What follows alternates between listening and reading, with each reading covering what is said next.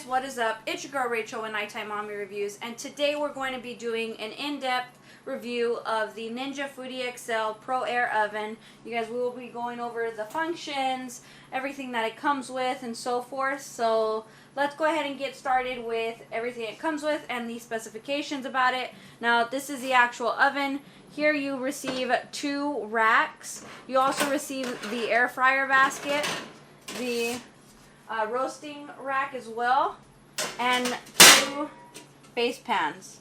So they do include a lot with the actual oven. I'm going to put this to the side. Now, when you purchase this oven, you also receive a little worksheet here, or a little help sheet, and it is actually pretty informative. So if you don't want to read the manual like I did, then you can also just read this quick little owner guide, and it gives you tips and tricks and things along those lines. Also, it does let you know what's at the back of the oven. At the back of the oven, let me show you. You see this screen here. This is a filter screen, Splatter Shield, so that it doesn't affect the actual heating coils. Because here, with this oven, you have 4 points of heat. Now, depending on the function that you select, it's going to either heat with the bottom heating elements here, the top heating elements, or both. Or if you're air frying, then it'll use the fan. So depending on the function, you might be receiving direct heat from the top and bottom, just the top, or actually at the fan, right at the fan. So I will go over that as well. Now let's go ahead and take a look. Now here you receive the Ninja Foodi recipe book. They have some quick recipes that you can do, such as the pizzas and other things here. We have cheesy hot fries, some loaded potatoes, and so forth. And then you also have the manual, which I have read, and we will go over the functions now. I did want to make a quick note before we get started with the functions. One of the things that Ninja recommends is, obviously you'll want to take all of the accessories and wash them with soap and water just to clean any residue off. But with this oven, they actually do suggest, and this is page 5 of the manual, and they also have it on a sticker that was on the front of the unit. It is recommended to wash the parts in soapy water and then also place it on air roast for 450 degrees for 20 minutes without adding any food, because what it's going to do is burn off any residue. If you notice with any air fryer or oven, the first time you use it, you get that like burnt smell coming out of the unit, or the plasticky smell. That will happen. I did already go ahead and do that. So I washed the parts, I placed it in the oven at 450 degrees for 20 minutes, and I did get that burnt residue smell. But they do recommend, and they do say it is safe to do so, as it removes all of the residue from the oven. Now, the unit does get extremely hot, so be careful when touching. It does have a notice here to caution hot surface, so it does get hot when it is on, and at the end it did take about an hour and a half to completely cool, so that's something to keep in mind. Alright, let's get to the functions. So as I mentioned earlier, the oven is pretty massive. You have a 20.22 inch wide unit. It's also 17.09 inches in length, and it's 13.34 inches in height. So it is pretty big. It weighs about 43 pounds. It is heavy. It also is massive. It takes up my entire counter that I can fit both of my grills on. They're pretty tight when they're next to each other for my Ninja Foodi grills, but for the oven to take up the entire counter, you can tell it's pretty big. Alright, so let's go ahead and turn on our unit here. Now you have 10 functions. You have whole roast, air fry, bake, dehydrate, broil, toast, bagel, pizza, and reheat. They did come out with 2 or 3 versions from what I understand. One that is an 8-in-1 and one that is a 10-in-1. From what I understand right now, they did not include reheat in the one that is 8-in-1, and I forgot the other function that is not included. But with this 10-in-1, you receive all 10 of these functions. There are 4 rack levels, and it is numbered 1, 2, 3, 4, all the way up. When you cook, depending on the function that you select, you will find that you are told which rack level to use for the optimal cooking. So let's just say you want to use 2 racks. You want to make a chicken and do some potatoes on top. That's where you'll want to select the function for that. So we can do a whole roast, but you select 2 levels. If you select 2 levels, it's going to let you know which levels you want to use to have the best cooking experience. So I'll show you now here. Oh, for reheat, that's not one of them. Pizza, if you want to do 2 levels, they suggest using level 1 and 3 and so forth. Now you can adjust the heat and the time. Oh, that's the time. And then here's the heat.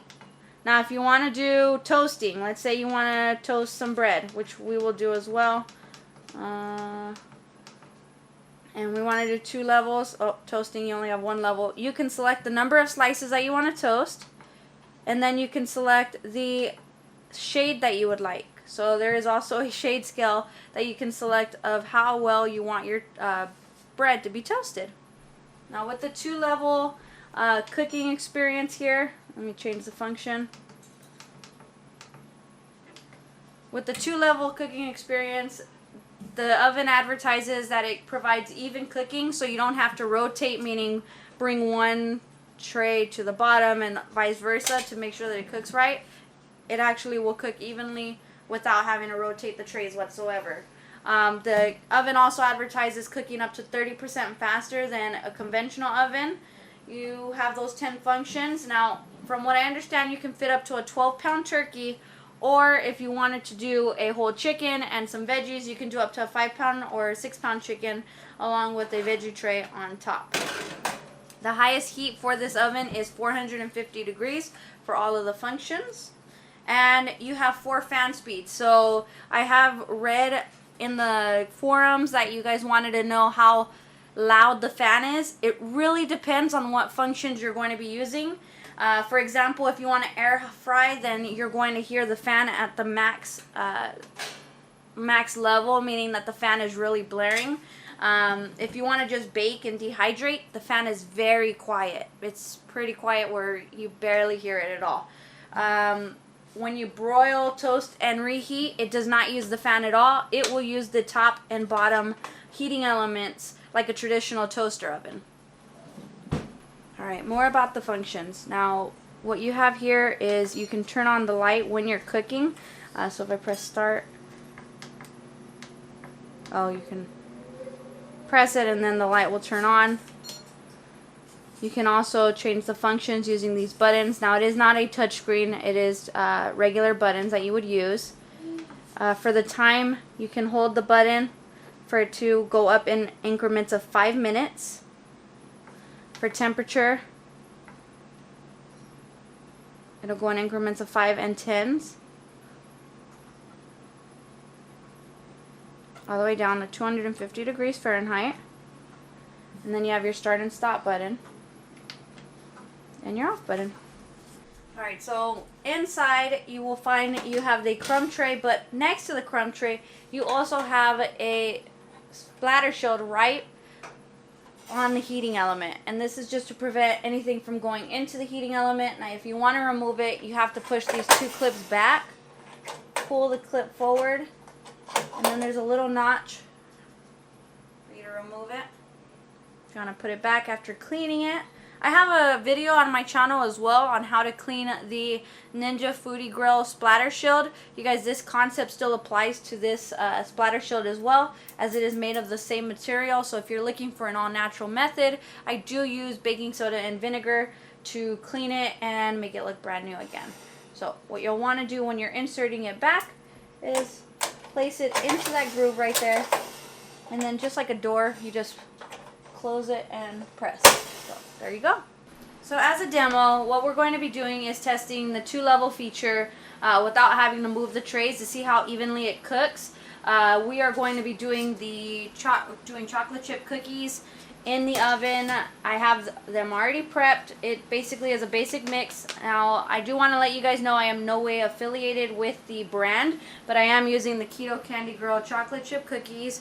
If they want to reach out to me, I definitely would love to partner with them, but this is the cookie mix I am using. So we are going to get started. The instructions do advise to do 350 degrees for 12 to 15 minutes.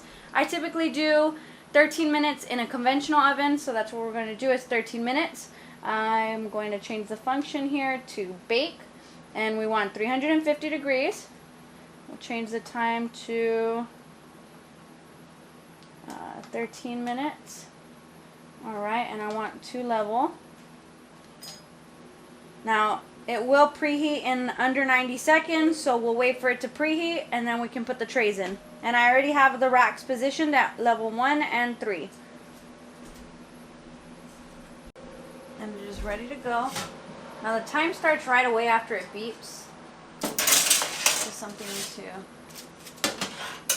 keep in mind. Alright, we'll be back. I'll be keeping an eye out on them. So we're more than halfway through, and you can see that they're cooking evenly so far. They seem to be both coming down at the same time, so that is perfect. So the time is up, so we're going to go ahead and open this up. Out here. Perfect. So they cooked evenly, it looks like. So let's bring out the other tray. Alright, so it looks like we have one that came out a little bit lopsided, but for the most part, they all cooked evenly. Oh, I took the whole tray out, the whole rack. But there you go, there you have it.